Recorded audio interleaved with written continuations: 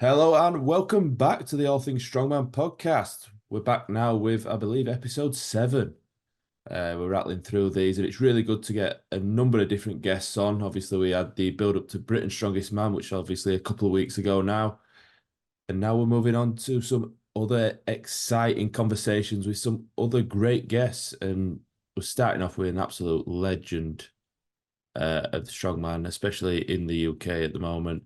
It is, of course, Adie Monks, who, if you don't know, is the creator of Unbreakable Promotions. You will have heard that name many times before. I've spoken about it already with a couple of the guests coming that have been on.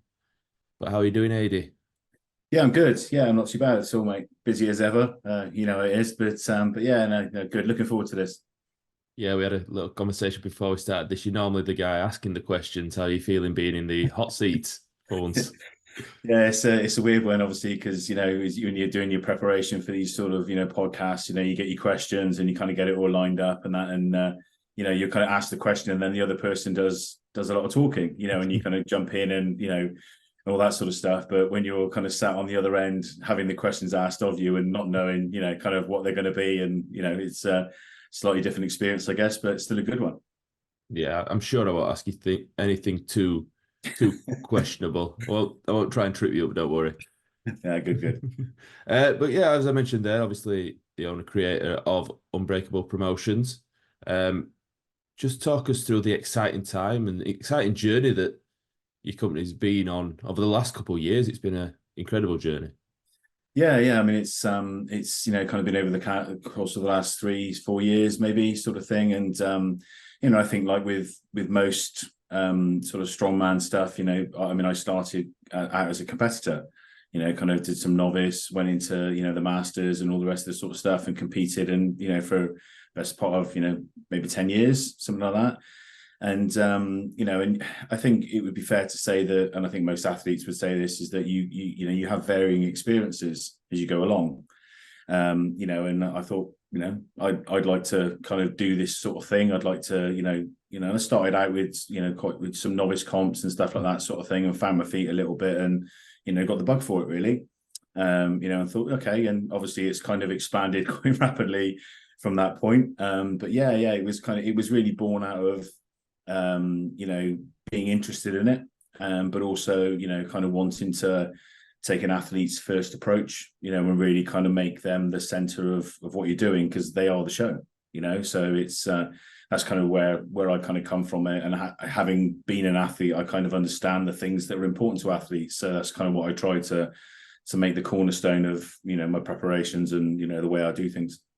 Yeah, the one thing I've definitely gathered from a couple of other guys that are competing have competed at your competitions, the one thing they've all said is how great you run a comp, how much you do put the athlete first and make sure that safety is paramount and make sure that everybody's looked after. I feel like we all kind of hear horror stories from in and around other promotions, other sort of maybe amateur competitions where that's maybe not the case. And I feel like having somebody like yourself who's really striving to put that at the forefront is the way that it really does need to go, isn't it?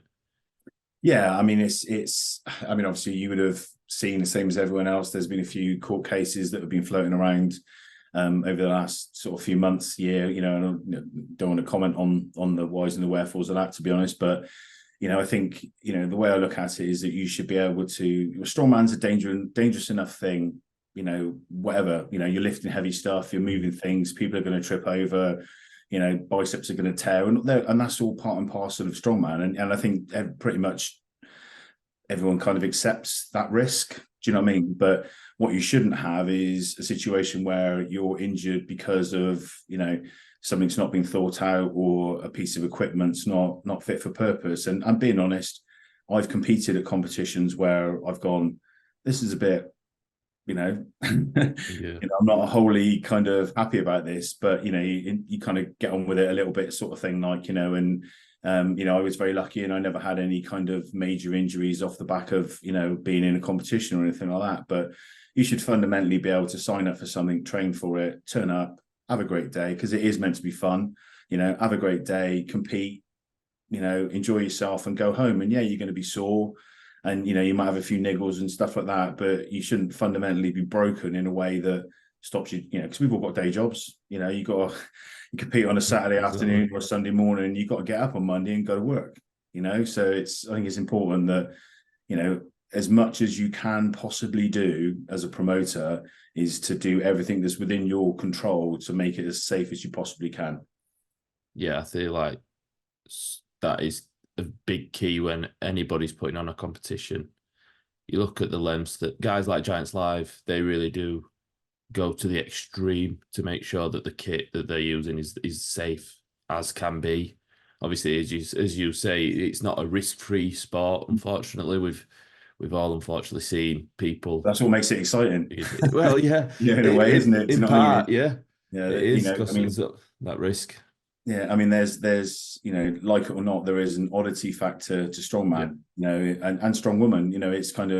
It's human beings picking up heavy objects, difficult objects, and doing things that your average person is like, things like car flips and stuff like that. It's just and that I think is part of the allure of the sport, and that's part of the reason why people come to watch it, is that you've got those kind of things, and I mean, a good example is the Viking walk that we use.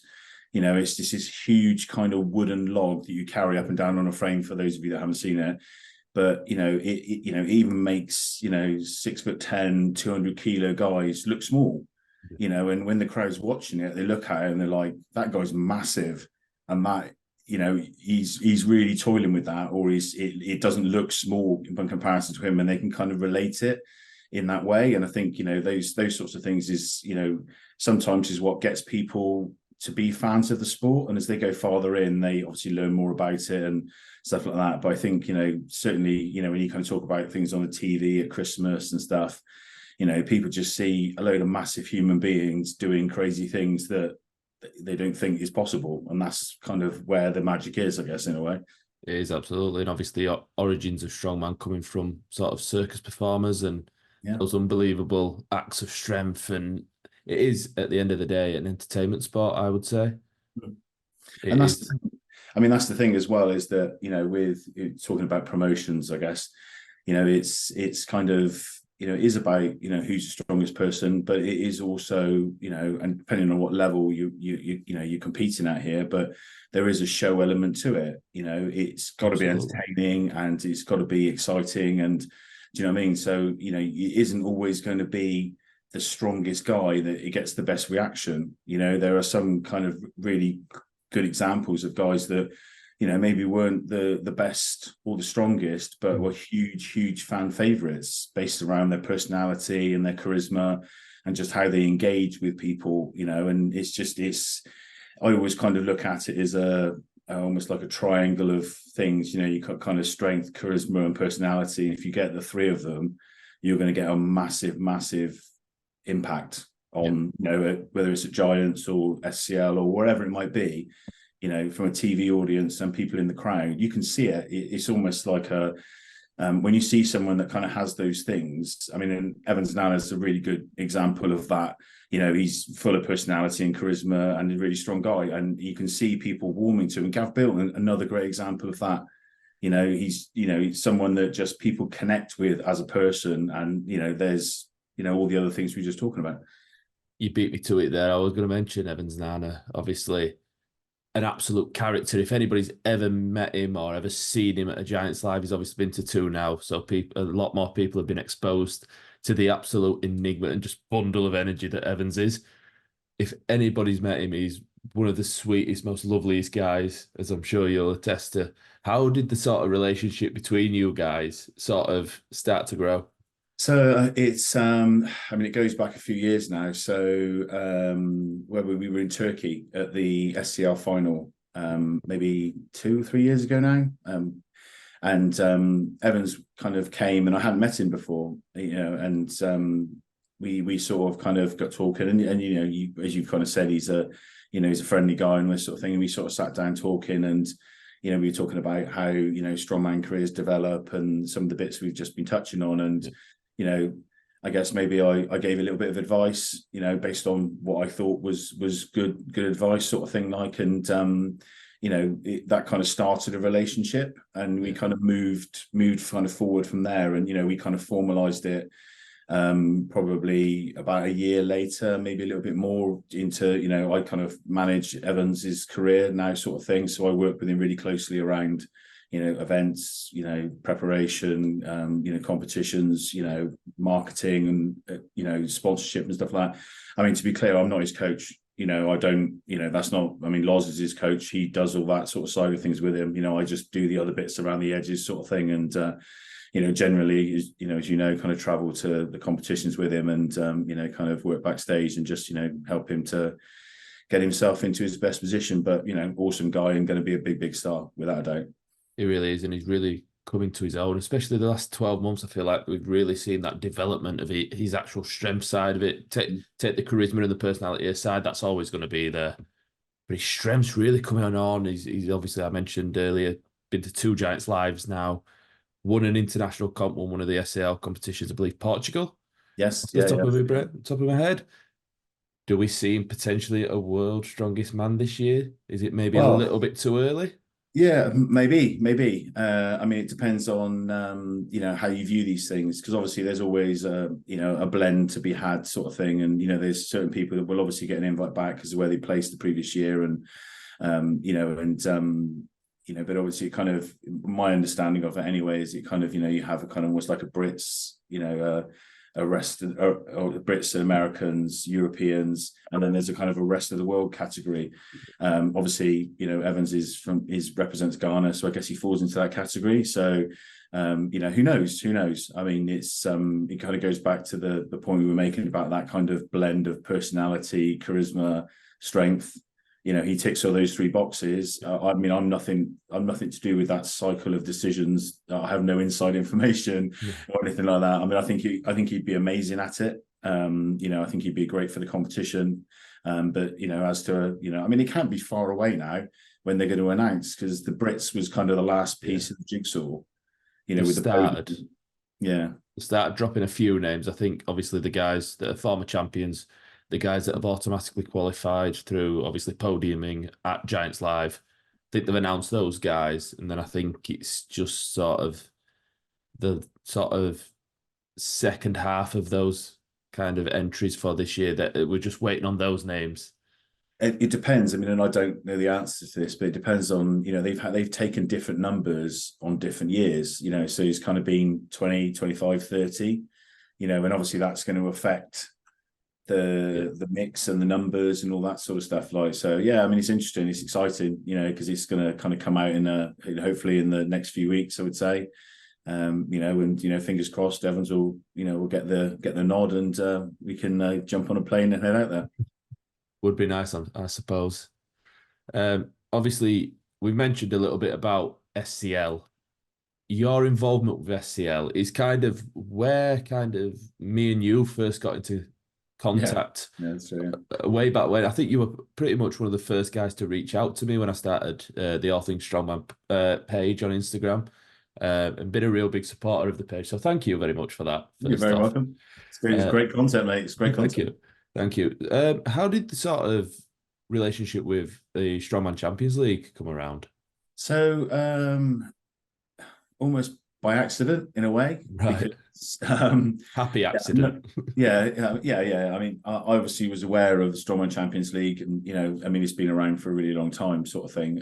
But obviously hasn't been in the UK for a long time prior to me getting involved. But so I was kind of approached through a guy called Alex Lungu, you may know, who had been doing some SCL stuff, and it was really around some sponsorship. And I, along with Unbreakable, I also have a company called Lift the Bar Apparel, which is a company that's based around kind of mental health for, kind of for everyone, but for service leavers as well, and there's a whole kind of range of t-shirts, and that's kind of where the Unbreakable thing comes from, is there's a link between the two.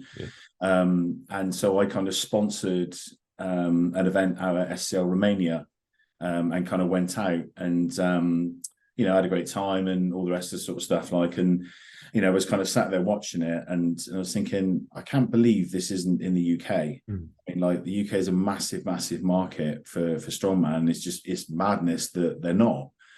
and it was kind of, as you do, sat having a beer with the crew and the directors and all the rest of this sort of stuff, and kind of asked the question. And there was a bit of a well, we didn't have a great experience previously when they came over. I think it was in 2007. We didn't have a great experience, so we not really, and I was like, well, okay, I understand that, but a lot has changed in that time, and I'm not those people. So and it was kind of about a 6-month process, of talking, kind of sketching out what it would be, what the relationship would be, how the show would be run, and all that sort of stuff. And I kind of made the effort to kind of go and travel to a few of the shows and kind of start to build a bit of a relationship with the tour directors. And we sort of got towards the back end of the year, and sealed the deal, and been going from there ever since. So I think we're in our 3rd year now, so it's going great. I was going to say, I've got down here that it's the 3rd year in 2024. So what have you learned from those first 2 comps in the first 2 years? So I mean, from a promoter's perspective, the kind of you would think that running a competition on different levels would be quite similar in some ways, but it's quite vastly different because of the amount of considerations that you have to take in as well. So I mean, fundamentally, you've got 5 events, 14 people, they all come out and lift some stuff, and that sort of stays static. But it's just the bits around the edges, just the level of organization with the TV crews, getting everyone there, accommodation, transportation, sponsorship, all those sorts of things. You don't really have to consider a kind of other competitions sometimes, because people get themselves there and you haven't got to fly anyone in, and and that's not true. But from an international perspective, sometimes you've got like the language barrier. The people don't necessarily speak a huge amount of English, what I mean? So there's a guy that competed in one of the ones, a guy from Spain who doesn't speak any English, so we were talking Google Translate, like backwards and forwards, kind of talking about what we were doing and all this sort of stuff, like and you get it done, but it's just one of those things that you kind of realize that that a lot of the effort is in the planning beforehand, and I've had a few people kind of come up to me, not just at SCL comps but other stuff, and that going, "You stressed?" I'm like, "No, I'm not actually. I'm all right," because in my head anyway, and it might just be me that I'm mad and whatever, but if you do all the preparation, you kind of get everything done, everything's where it needs to be, then actually it should just tick over. And I'm really lucky that I've got an amazing crew of guys, Rob, Phil, Graham, Sam, Graham, there's a big crew of people that are really loyal, do a fantastic job, put the shift in, and that's not just at the comps, that's outside of it, and that's gold dust, having those kind of people that kind of stand up and take that responsibility and help you with it in that way is, it's fantastic. So I guess from a things I've learned, it's really just to kind of trust your instincts in a way, and just kind of prepare well, and and be flexible. Stuff's going to go wrong, what I mean? Something's going to happen, it's going to break, and it's just, you just have to roll with the punches and just do the best you can. So heading into 2024, we got anything new for SCL England? Oh, we're talking about events. Oh, anything new? Well, yes. I mean, so in previous years, we've obviously been in Gloucester Keys, where we've done it down there, fantastic venue, but made the decision this year to go indoors, and sort of change the time of year. So we're going to be holding the event at the Hangar in Wolverhampton. Nice. It's on the 28th of September. So we'll have, there's, I can't really talk about the lineup, but it's fantastic. Yeah, it's without doubt the strongest lineup I've had, and I think the strongest lineup there is at an SCL show this year. Wow. There's a lot of big names in that there, and the thing with, I mean, the tickets haven't gone on sale yet, but the thing is though, is that because we're moving inside, the venue is more restrictive on size, so the numbers of, because it'll be an all-seated event. sort of thing. Like, so the actual number of people that will be able to physically attend will be slightly less. Right. Just than we've had, because we normally get, a good few thousand people kind of turn up in a combination of sitting and standing and all that sort of stuff. Like, it'll be less than that, certainly, sort of thing. So, hopefully we'll get the tickets on sale soon and we can get them sold.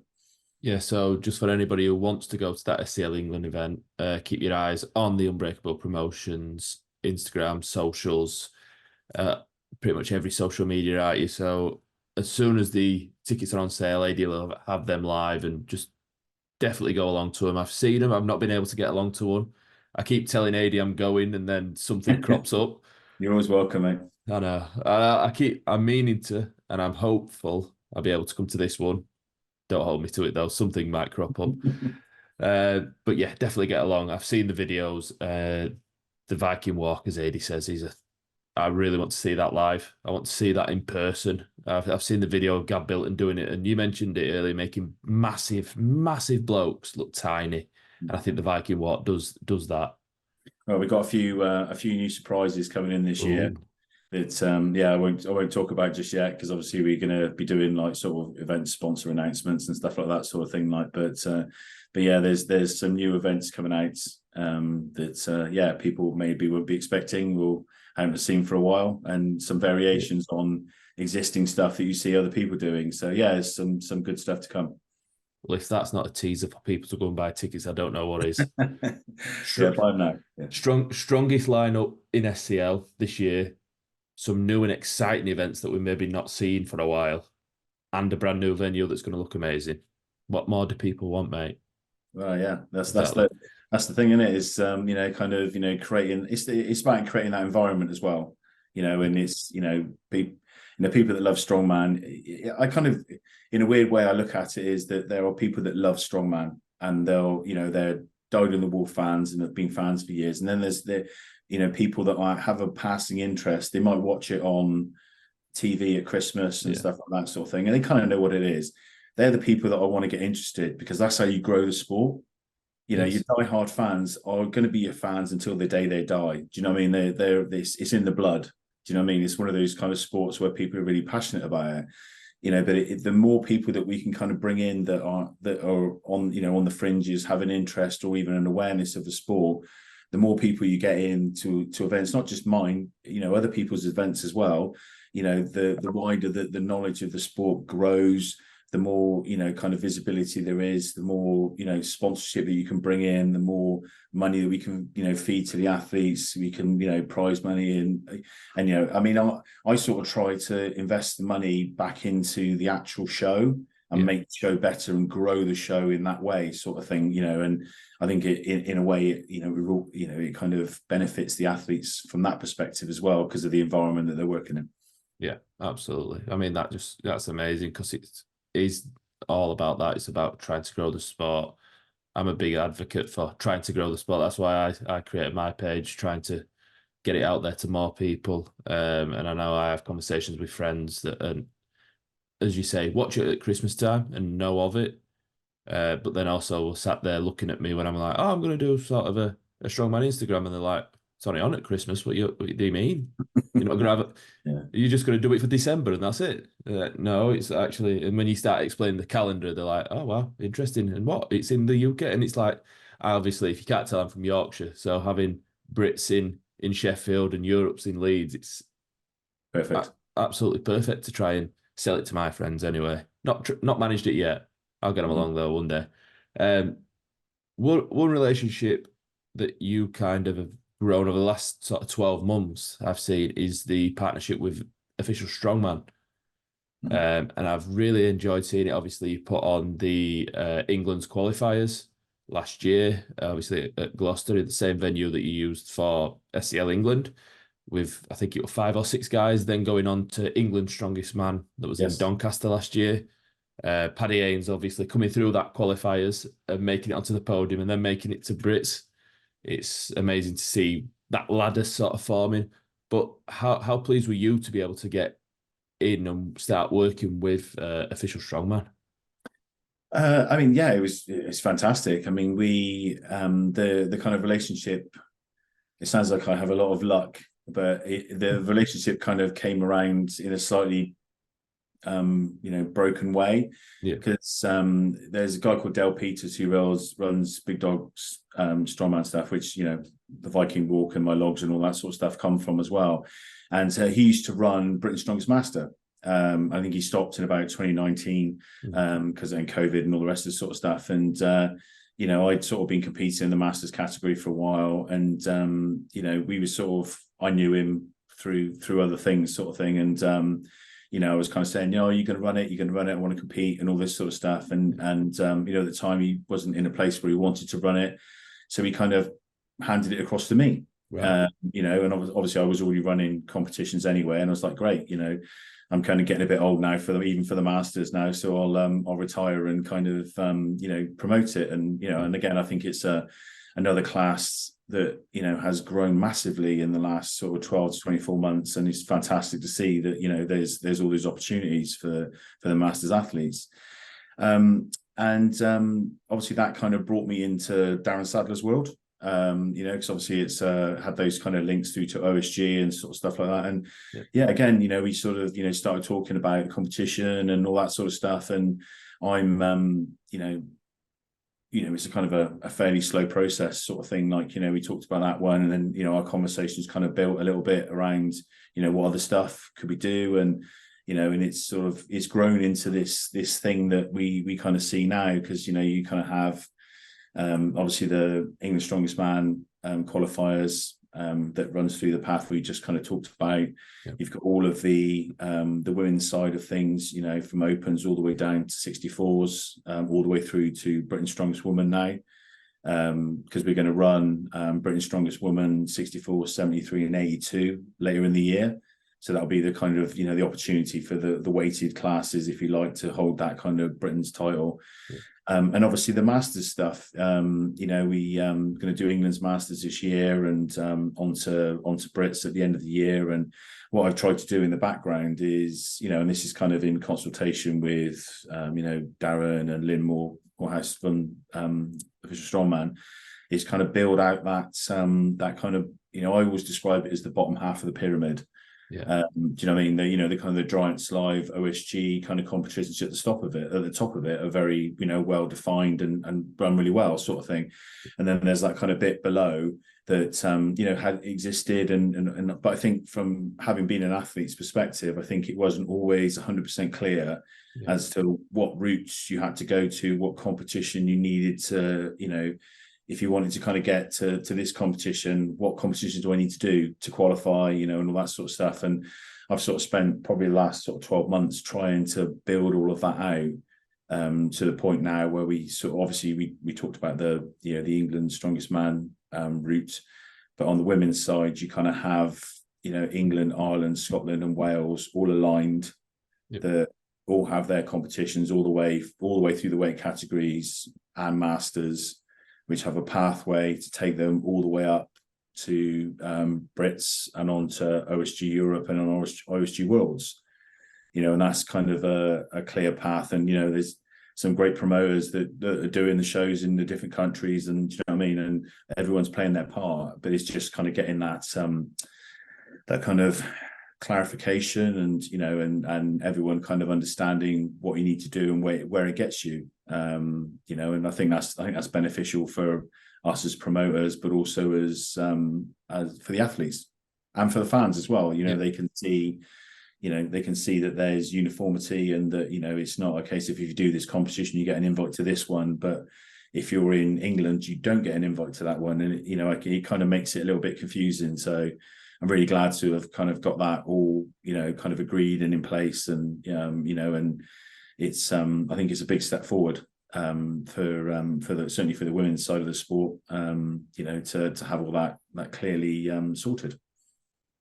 You said it there, the clarity that I believe this year has brought to Strongman, with the likes of yourself kind of offering that explanation, that clear pathway up the ranks, up the pyramid, as you called it. It's just a breath of fresh air for the sport. And the understanding is simple, and it's just clear for people to see. Go to England, do well, win the show, go to Brits, win the show, go to OSG Europe, win the show, go to OSG. It's where you can challenge for that world title, and it's really great to be able to see that there's been a lot of thought put into this, and you can, from a fan's perspective, which is ultimately what I am, it's clear to see from the outside as well that there has been a lot of work between a lot of people to offer that sort of clarity and that understanding for people, and not just for fans, as you said, but for athletes as well, to be able to actually know where the next competition is leading to as well. I mean, let's be honest. Now there are a lot of options. Yeah, You know, as the calendar is filling up. Do you know what I mean? Really good. I mean, I won't name check things, but there's several options now for athletes. You know, at all levels. You know, I'm not talking about kind of pro athletes necessarily. So, you know, if you don't have that clarity, then you're just going to have clashes. People are going to be unsure as to which is the best competition to go through, and there's no right or wrong answer. No. You know, if people want to do another one, then that's fine. You know, there's no problem with that at all. And you know, and I think, but it's about having, for me, it's about having uniformity. So it's like this year. So if you take, for example, England's Strongest Man qualifier and England's Strongest Woman, we put them both into the online qualifier system. So that, you know, and to be really honest, the reason I did that is because it stops people having to.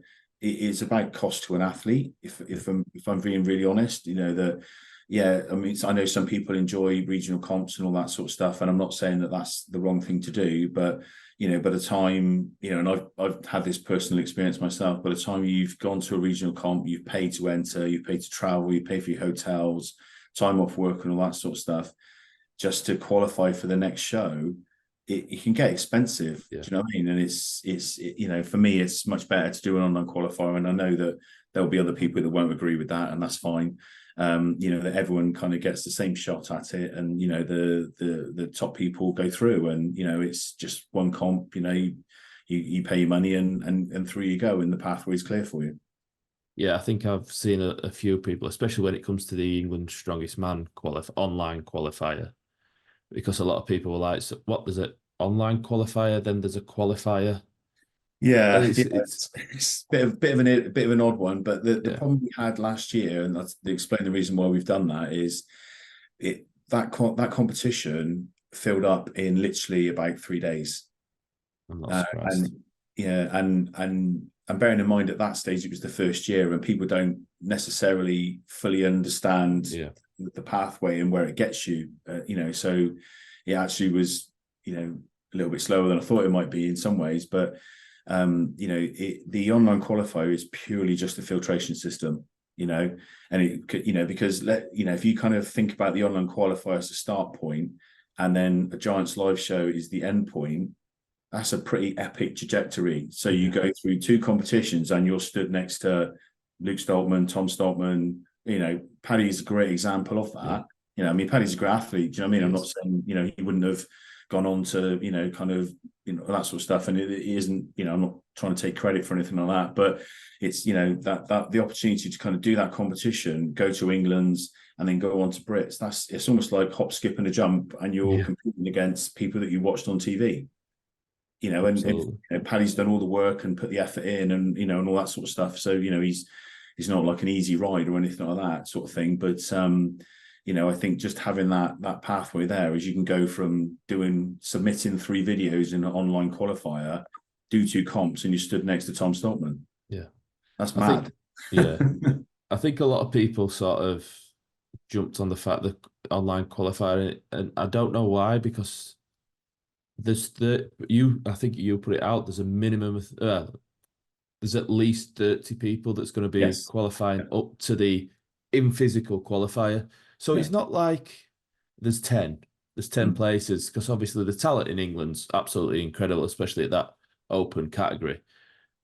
There's still 30 places. It's not a tight, it's not going to be a challenging thing for the kind of the top guys that are pushing and would be wanting to go to that qualifier. I think top guys will show up and will get an invite. Yeah, of course they will. You know, and the thing is though, is that what's the alternative? So the alternative is that you do a direct entry competition like we did last year, and you have 30, 35 people, whatever, come in, and 10 of the top guys in Europe, in the UK, don't get there fast enough. It's almost like a 3-2-1 go. Yeah. And if you're fastest finger first and you get your money paid, you're in. Yeah. And that to me felt wrong. Yeah. And I think it's a much better way. People can do, with their own equipment, in their own gym. Obviously, there's rules and regulations you've got to apply. They can submit their videos, and then they're in, and they genuinely know that they're going up against the top 30 guys in England. Yeah. We've got at least 5 places going from the physical comp onto England's strongest man. If you kind of look at the guys that went through last year, none of them were out of place or way off the mark. And the comp weights are kind of set to test people, to make sure that they can mix it up at that level. Yeah. Even that, just 5. What other qualifying competition is there out there that 5 people go on to qualify through? It's normally podium at best. Yeah. I'm sure there's probably examples out there now that I've said that, and people have seen that. But do you know what I mean? I think considering that that takes you to England's strongest man, that's a Giants live show. Do you know what I mean? And you're going up against Luke Richardson and Mark Felix and Paul Smith and all those kind of people that you'd probably have been watching on the TV. And then if like Paddy jump, you do really well, get on the podium, and you're at Giants live. So exactly. There you go. Exactly. It's clear to see how you can easily couple decent performances at a competition, and as you say, you're on TV at Christmas time. Yeah, it's crazy when you think about it. Yeah. You can, that kind of path is, now that it's there, if you've you get there and you perform on the day and all the rest of the sort of stuff, like you can be there. You sat there eating your mince pie and watching yourself on TV. Exactly. It could be like Paddy Haynes, because he'll be doing exactly that come Christmas time in 2024. But he'll be sat there eating a mince pie, doing his grip training. Yeah. With his friends dressed as crayons. Don't know if you saw that. I'm not sure. I'll have to ask him what the history behind all that is. I have no idea, but it's funny. I think it's what they all used to dress up as university. Oh, right, okay. I think it's all his university friends. From a little conversation I had with him. But yeah, the online qualifier is now open. Yes. It is running until the 16th of March, I believe. Yes, that's correct. Yeah. And as we've said, the top 30 from that qualify for the England qualifiers, which is taking place at Fit Expo in Manchester. Yes. On the 18th of May. You can tell I've done my research, Adie. I've got all my dates down, not catching me out. So that's on the 18th of May, which is also the same weekend, as you mentioned, as the weight class England Strongest Woman competitions. Obviously, we've got the Opens in there as well. Yes. Yeah. So the obviously the online qualifier is running those same dates for the men and the women. Yeah. And from the women's side of things, it's 12 for each category go through to the physical comp. Right. Sort of thing, like so, but you got kind of Opens and all the weight categories, and as we kind of touched on previously, so the Opens winner from England's women will go straight into Giants Live Britain's Strongest Woman kind of thing. So there's a direct path there, and that's the same for the other nations as well, sort of thing. That's part of what we've organised, that everyone kind of gets that route. And then the weight classes that fall below, those people will then go on to like OSG Europe and stuff like that. So there's a pathway for everyone that wins. There's something that comes out, or it takes you somewhere. Yeah, it's we've mentioned it. The clarity of that, unbelievable. Just that obviously we're gonna have 12 unbelievable women in that open category as well. The winner is going to be able to mix it up in that Britain's Strongest Woman lineup. And it's because I was at that show last year. That was unbelievable. Yeah, even the weight class athletes, obviously, you had the likes of Rhiannon Lovelace, Chloe Brennan, all putting on a good show of themselves. And obviously, Rhiannon Lovelace, we all know, is a under 64 kilos world champion. Chloe Brennan podiumed at the under 73 OSG Worlds.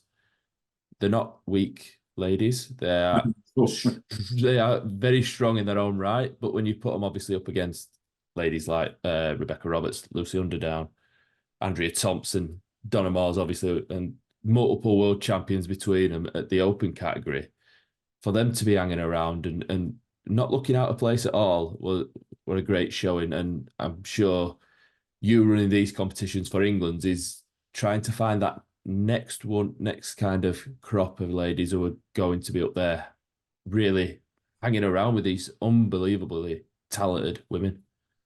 Yeah. I mean, it's I think a lot of the invites to Britain's Strongest Woman have been announced already, sort of thing. So, a lot of those names you just mentioned there will be there again, sort of thing. Well, but when I was talking to Darren Sadler about it, we were talking about how the kind of placings would be sorted out and stuff like that, and that's kind of why we sort of made sure that there was these 4 places that were kept back for the national champions, because that means you get that kind of fresh injection of blood coming in from, and it's kind of the same concepts as you have with the England Strongest Man qualifier and also the Strongman Champions League qualifiers. It's almost like an open pool of people to kind of come in and actually, put their hand up and go, yeah, I'm good enough. Yeah, I deserve to be involved. And to be really, really honest, and part of the reason, certainly the reason why I set up the SCL qualifier, is that there was a lot of people kind of saying, oh, I don't understand how I get there.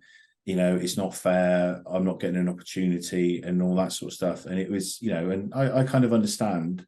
And so I thought, right, you know what? I'll put on an open competition that people can just turn up. You pay your money, you turn up, and the best man wins. Yeah. And so if you choose not to enter that competition, then that's your choice, obviously. But you can't then say, I haven't had an opportunity, because you've had one placed in front of you, sort of thing, like, so and obviously there's multiple reasons why people can or can't do a competition. I'm not slating on people that don't.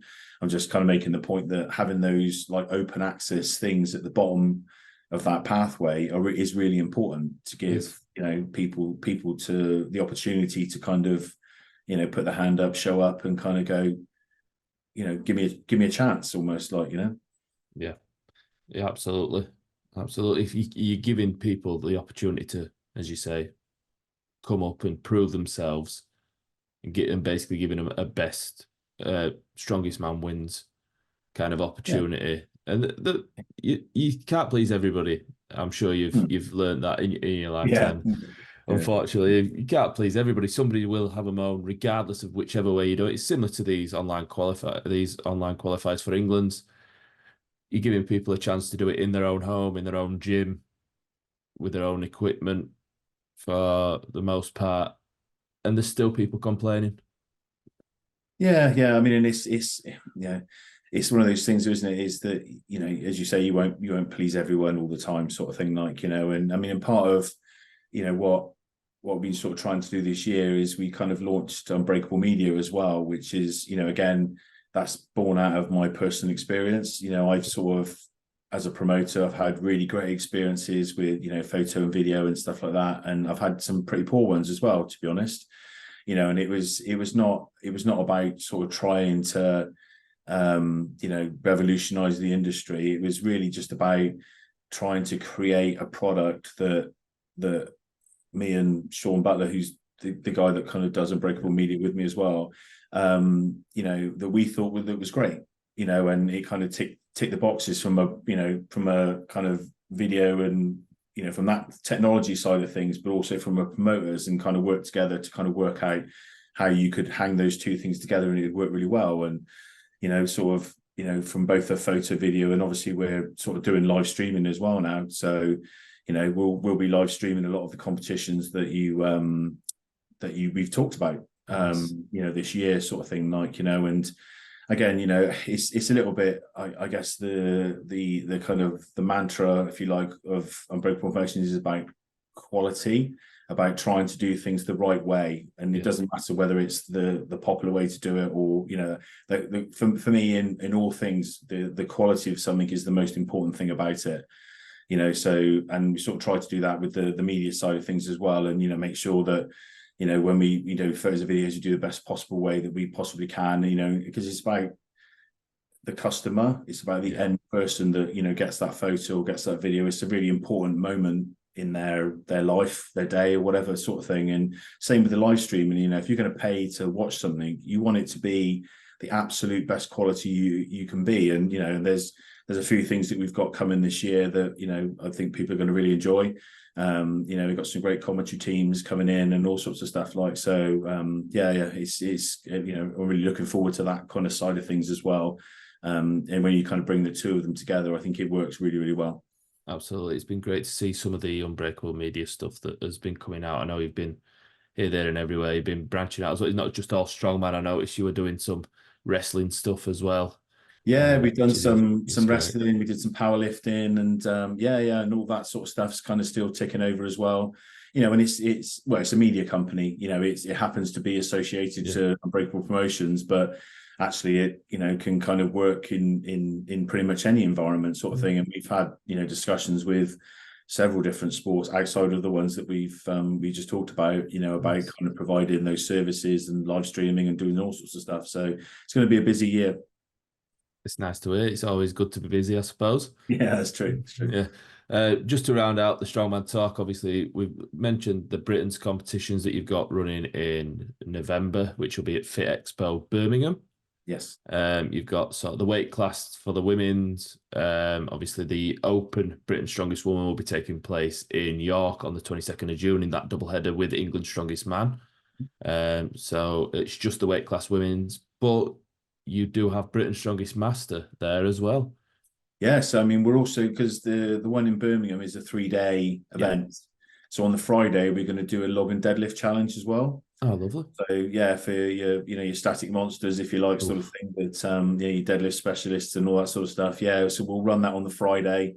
And we have kind of, that's an announcement there. We haven't really kind of put that out there yet, but that will be happening. And people can kind of sign up for that, and it will be, max effort sort of thing. But all the details will kind of follow.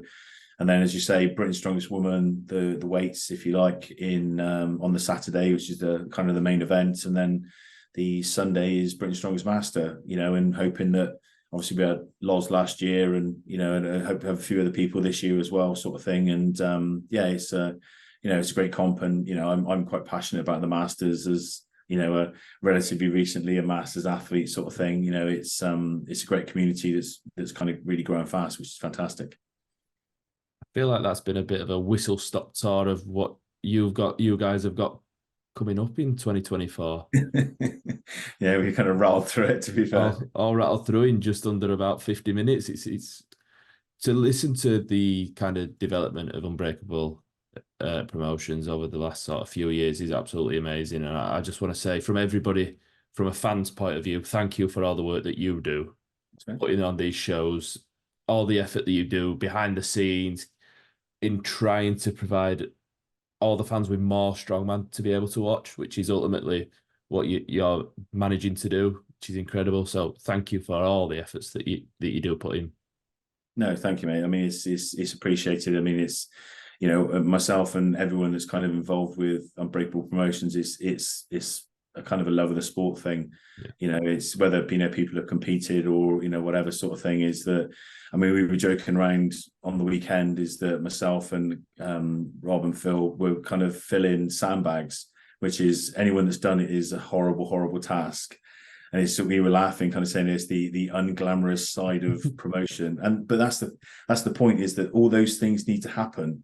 So that when you turn up on the competition day, the bags are good, they're full, and that, so from an athlete's perspective, it's everything needs to be exactly how it needs to be, sort of thing. So all that kind of stuff happens off season and on weekends, and and that sort of thing. And that's the stuff that allows those competitions to kind of run. So it's great that people enjoy them, and that it's a good experience for the athletes and sponsors and all that sort of stuff. And it's whether it was kind of an international show, or whether it was a novice show, we all kind of loved doing it, and kind of getting stuck into it. And that's kind of the passion that kind of we all have to do things the best that we possibly can.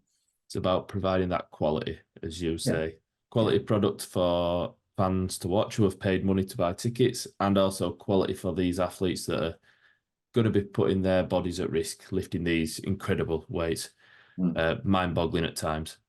So I think that's the one takeaway I think everybody needs to take from this podcast. Unbreakable Promotions, nothing but quality.